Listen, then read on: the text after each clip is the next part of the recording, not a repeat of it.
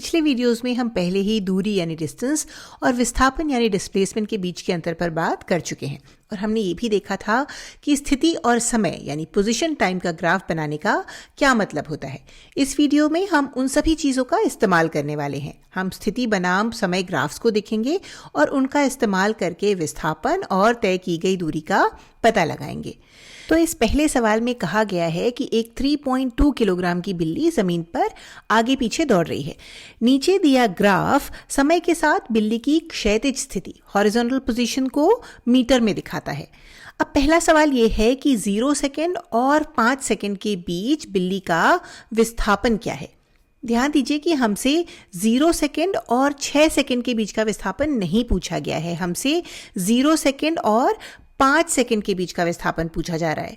तो वीडियो को पॉज कीजिए और देखिए कि क्या आप इसका पता लगा सकते हैं। चलिए अब इसे साथ में देखते हैं।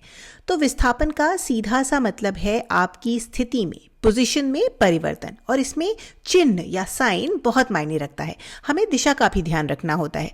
तो विस्थापन होता है आपकी अंतिम स्थिति माइनस आपकी शुरुआती स्थिति, final position minus initial position.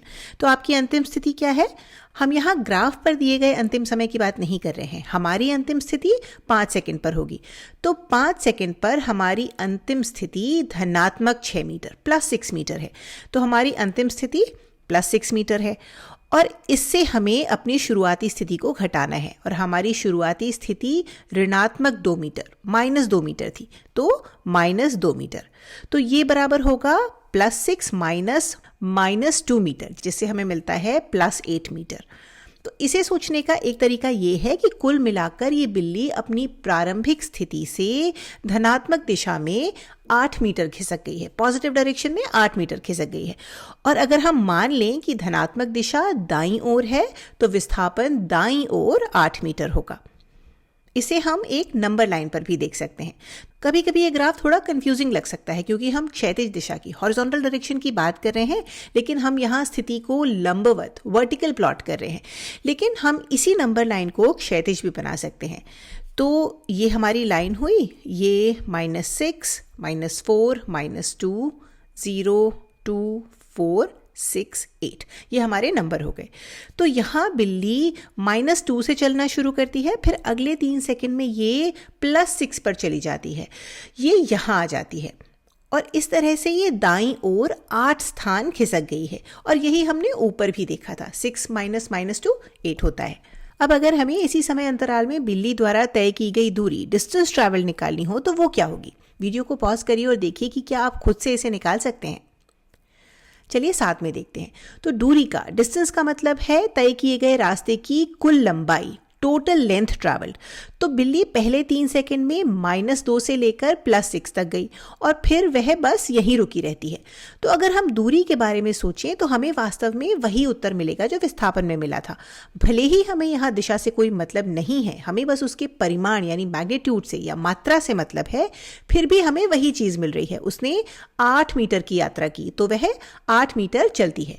हमारी दूरी भी 8 मीटर है। लेकिन अगर 5 सेकंड की जगह हमें प्रश्न में 6 सेकंड दिया होता, यानी 0 और 6 सेकंड के बीच विस्थापन और दूरी, तो विस्थापन के लिए हम देखते कि बिल्ली +8 तक ही गई, लेकिन फिर वह -6 और चल रही है। तो यह दूरी बिल्ली -6 और चलेगी। तो अब बिल्ली का विस्थापन +8 -6 होगा। तो अगर हम 6 सेकंड तक के लिए इसे देखते हैं तो बिल्ली का विस्थापन धनात्मक 2 मीटर है, 8 -6। इसे सोचने का दूसरा तरीका यह है कि बिल्ली 0 पर खत्म कर रही है। उसने -2 से शुरू किया था और 0 -2 2 होता है।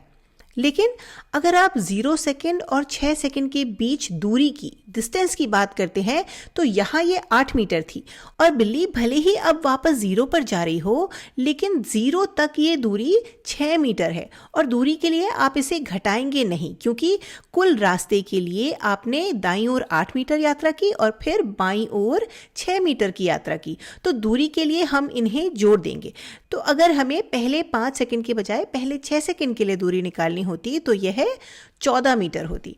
तो विस्थापन और दूरी दोनों ही मामलों में इस पहले चरण में हमें +8 मिलता है, लेकिन जब अगला चरण जुड़ जाता है और जब हम विस्थापन के बारे में बात करते हैं तो हम इसे घटाते हैं, क्योंकि अब हम बाईं ओर जा रहे हैं, हम बाईं ओर 6 स्थान चलते हैं।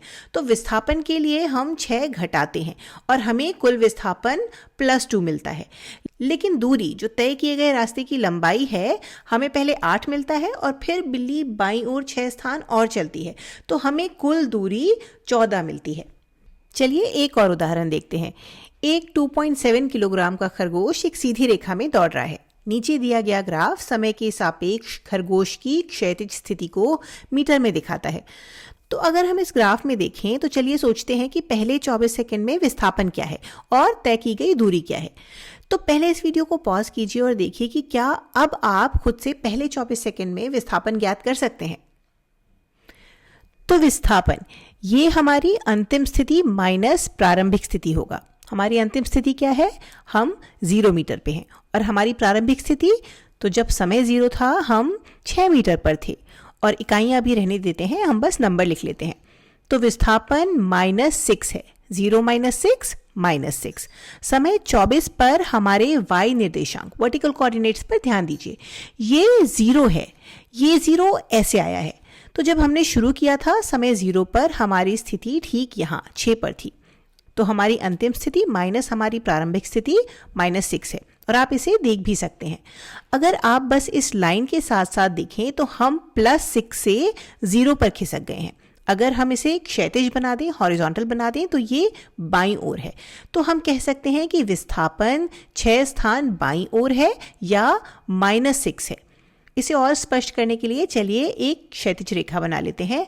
तो 0, 3, 6, 9, 12, 15 और ये ऐसे ही आगे जाएगा। हम 6 से शुरू कर रहे हैं और हम बीच में बहुत सी चीज़ें करते हैं, लेकिन फिर हम 24वें सेकंड पर 0 पर पहुंच जाते हैं। तो हमारे स्थान में परिवर्तन क्या है? हम बाईं ओर 6 कदम चल रहे हैं, यानी विस्थापन -6 है। 0 - 6 -6। चलिए अब दूरी का पता लगाने की कोशिश करते हैं। वीडियो को पॉज कीजिए और पता लगाइए कि ये खरगोश इन 24 सेकेंड्स में कितनी दूरी तय करता है। तो ये 6 से शुरू होता है, तो हम इसे यहाँ बना लेते हैं। फिर ये पहले 8 सेकंड तक यहीं रहता है। फिर 16वें सेकंड पर ये 15 पर पहुंच जाता है, यानी 9 बढ़ जाता है। तो ये 15 पर पहुंच जाता है। ये +9 +9 होगा। और फिर 16वें सेकंड से 24वें सेकंड में ये वापस 0 पे चला जाता है, 15 से 0 पर। तो अब अगर हम विस्थापन के बारे में सोच रहे होते तो हमें यहाँ -15 लिखना पड़ता और फिर जब हम इन्हें जोड़ते तो हमें -6 मिलता। लेकिन हम दूरी की बात कर रहे हैं, इसलिए हम तय किए गए रास्ते के अलग अलग हिस्सों के निरपेक्ष मान, एब्सोल्यूट वैल्यूज़ के बारे में सोचते हैं। तो ये सभी पॉजिटिव होंगे, धनात्मक होंगे। तो ये दूरी +15 होगी। दूरी निकालते समय हमें बस इन तीरों की लंबाई से मतलब है, दिशा से नहीं। और इसीलिए यहाँ तय की गई दूरी 9 + 15 यानी 24 होगी। तो ये काफ़ी इंटरेस्टिंग है। भले ही खरगोश ने कुल 24 मीटर की यात्रा की, उसके पूरे रास्ते की लंबाई 24 मीटर थी, लेकिन उसकी स्थिति में परिवर्तन, उसका विस्थापन बाईं ओर 6 मीटर है। याद रखें कि यह नेगेटिव नंबर ये दिशा को दर्शा रहा है। अगर हम इस नंबर लाइन को देखें तो ये बाईं दिशा है, और अगर ये +6 होता और हम विस्थापन की बात कर रहे होते तो इसका मतलब होता दाईं ओर। दूरी आपको दिशा के बारे में नहीं बताती, ये आपको तय की गई कुल दूरी या रास्ते की लंबाई का परिमाण बताती है।